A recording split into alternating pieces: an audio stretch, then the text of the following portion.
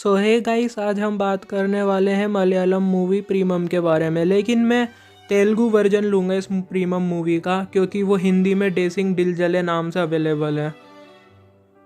Story के बारे में बात करें तो इस मूवी की स्टोरी को हर एक बंदा अपनी लाइफ से रिलेट कर सकता है कि कभी उसको 9th-10th क्लास में किसी लड़की से प्यार हुआ था और वो उसको अपना सब कुछ मान चुका था। उसको उस लड़की के पास ले जाने का कोई भी छोटा मोटा कोइंसिडेंस वो भगवान का एक इशारा मानता था कि वो लड़की सिर्फ उसी के लिए ही बनी है। और ज़रूरी नहीं कि प्यार 9th-10th क्लास का ही हो, वो कहीं का भी हो सकता है, चाहे कॉलेज हो या कहीं का भी हो सकता है।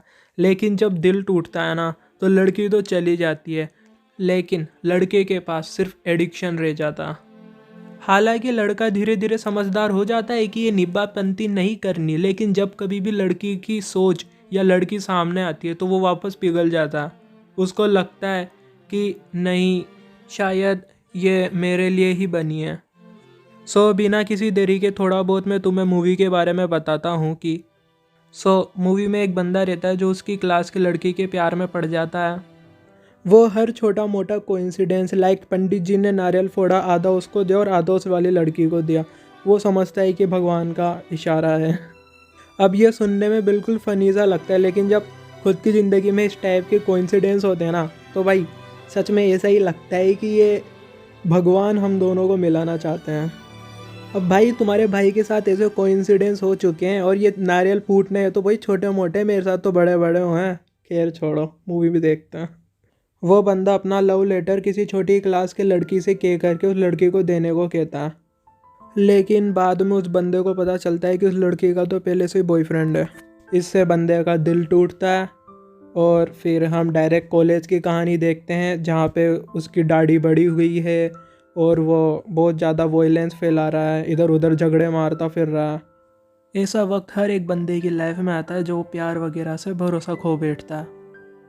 लेकिन फिर से एक बार उसके कॉलेज में वापस वो किसी को दिल दे बैठता है। उसके कॉलेज में आती है एक नई टीचर जो उससे कुछ 3-4 साल ही बड़ी है। उसके दोस्त उसको समझाते कि भाई एक टीचर से, फिर अब यहाँ पे वही निब्बा वाली बात आ जाती है। वो कहता है कि अरे नहीं, हम बेस्ट कपल बनेंगे यार, तुम देख लो सैफ अली और करीना। अरे भाई ये एक ट्रेंड बन चुका है अभी का। हर किसी के फ्रेंड सर्कल में कोई ऐसा दोस्त होता ही है जो भाई हर किसी से मोहब्बत करने भाग चलता है। तुम्हारी फ्रेंड सर्कल में भी कोई ना कोई होगा जो तुम्हें याद है कि इस बंदी की उस बंदी के साथ पटने वाली नहीं है, फिर भी तुम्हारा दोस्त बिल्कुल कॉन्फिडेंस से बोलेगा कि नहीं भाई देखना, तेरा भाई और ये भाई दोनों सेट होंगे।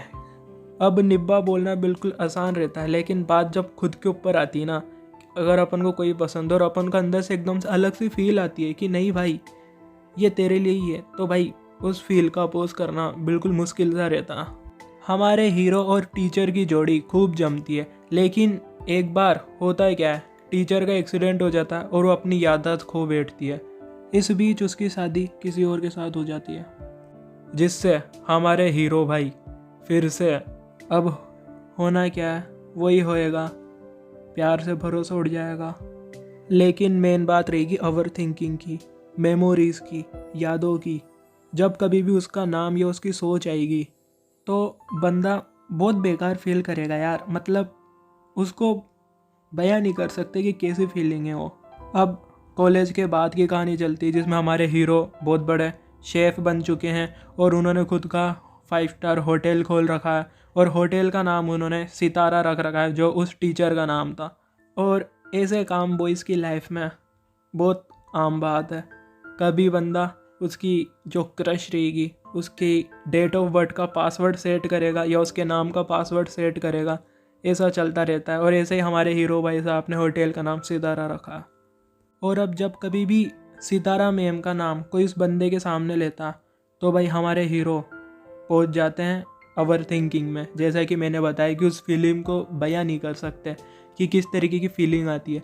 इसमें बंदा अपने आप को अपोज भी करता कि यार कि मैं गलत मान रहा था कि वो मेरे लिए बनी है, मेरे लिए कोई और है यार, मैं फिर इसके बारे में सोच के इतना बुरा क्यों फील कर रहा हूँ। लेकिन भाई फिर भी ऐसा होता है। खैर उसको उसी के होटल में एक लड़की मिलती है जो उससे बोलती है कि आप बहुत अच्छे आर्टिस्ट हो, आप बहुत अच्छा काम करते हो। तो वो शेफ़ बोलते हैं, मतलब हमारे हीरो बोलते हैं कि हाँ ऑफ कोर्स मुझे पता है। फिर वो लड़की बोलती है कि नहीं, मैं आपके खाना बनाने वाली की बात नहीं कर रही, मैं आपकी शायरी की बात कर रही हूँ।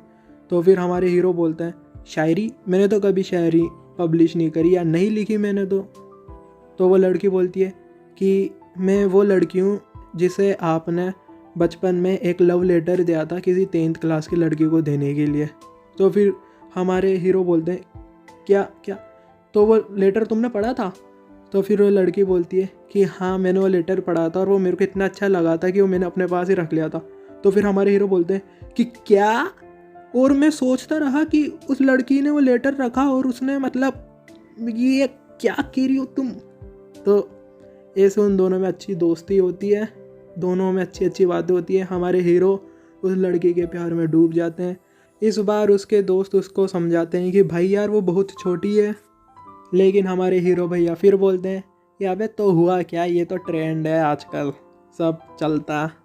लेकिन फिर हमारे हीरो को पता चलता है कि उस लड़की की तो शादी होने वाली है, जिससे हमारे हीरो को बहुत बुरा लगता है, बहुत बुरा। लेकिन इस बार वो लड़की हमारे हीरो के पास आती है और बोलती है कि उसकी शादी टूट चुकी है, क्योंकि वो लड़का उस लड़की पे कुछ ज़्यादा ही शक कर रहा था कि उसके बहुत सारे लड़के दोस्त हैं, तो उसने शादी तोड़ दी और अब वो चाहती है कि वो तुमसे शादी करें। और इसी से मूवी की हैप्पी एंडिंग हो जाती है, हमारे हीरो को उनकी बंदी मिल जाती है।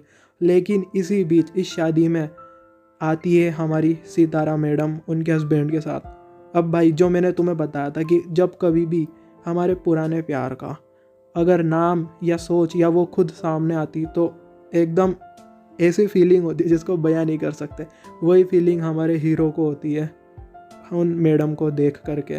मतलब वो भी जानता है, वो मन ही मन जानता है कि उसकी वाली मतलब उसकी जो उसके लिए बनी थी वो उसके साथ आज शादी कर रहा है, लेकिन फिर भी उसको देख करके उसे जो फीलिंग होती है वो तो मूवी में बीजीएम के साथ समझ सकते हो जब देखोगे। उस टाइम पता नहीं, लेकिन जो मैडम रहती है उनको भी थोड़ा थोड़ा याद आ जाता है हमारे हीरो के बारे में। तो मैम उन दोनों को साथ में देख करके बहुत खुश होती है और इशारे में बोलती है कि तुम दोनों बहुत अच्छे लग रहे हो। और ये देख करके हमारे हीरो की जो फीलिंग थी, जो बेकार फीलिंग थी, वो बंद हो जाती है। क्योंकि वो फीलिंग इसीलिए तो हो रही थी कि वो जानता है कि उसने मैम के साथ कितने अच्छे पल बिताए, लेकिन मैम को कुछ भी याद नहीं है और आज वो शादी कर रहा। लेकिन मैम के इस इशारे से वो शांत हो जाता है कि हाँ, कि मैम को याद आ चुका है और उसकी जो बुरी फीलिंग थी वो अब ख़त्म हो चुकी रहती है। और फाइनली उसको उसकी वाली मिल जाती है जो उसी के लिए बनी है। इस मूवी की स्टार्टिंग में हमारे हीरो जी अपनी पहली वाली बंदी के लिए एक हलवा बनाते हैं, क्योंकि उनकी कुकिंग पहले से ही मूवी में दिखाई थी कि वो कुकिंग में ज़्यादा अच्छे हैं। तो वो उनकी बंदी के लिए बनाते, लेकिन उस बंदी का बॉयफ्रेंड वो चट कर जाता है। नेक्स्ट जब मैडम से प्यार होता है तो मैडम के लिए भी वो कुछ खास तरीके की डिश बनाता। और इसी तरीके से हम देखते हैं कि एंड में वो एक शेफ़ बन चुका है, मतलब उसने खुद के टैलेंट को खास बनाया और उस पर वर्क करा। अब भाई कोई ना कोई होती ही है जो तुम्हारे लिए ही बनी है, उसका इंतज़ार करो, वो खुद ब खुद तुम्हारे पास आएगी। जब तक भाई खुद से प्यार करो तब आएगी तुम्हें गजब की फील। खुद के टैलेंट पे वर्क करो, जैसे इस मूवी में वो बंदा कुकिंग में घुस गया। एक पते की बात बोलूँगा, जब तुम चाहोगे तब तुम्हें नहीं मिलेगा और जब तुम नहीं चाहोगे तब तुम्हें मिलेगा। बात सिंपल सी है, अगर समझ गए हो तो कमेंट में ज़रूर बताना।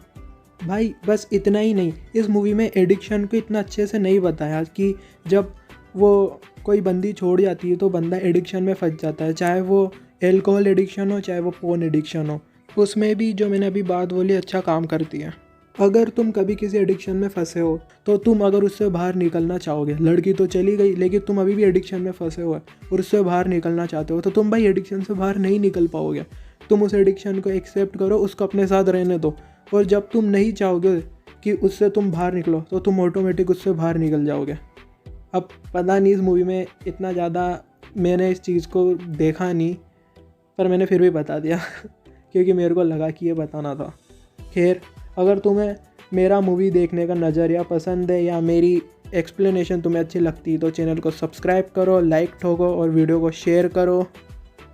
खैर, इस मूवी को मैंने ज़्यादा एक्सप्लेन नहीं करा क्योंकि यार ये वैसे ही हिंदी में अवेलेबल है, और इस मूवी में स्टोरी लाइन अगर मैं बताने लगता है इस मूवी की स्टोरी लाइन को तो तुम शायद इतना फील नहीं ले पाते। मैंने इस मूवी का मेन मकसद फीलिंग्स था तो मैंने फीलिंग्स को ही एक्सप्लेन करने की कोशिश करी है। So thanks for watching.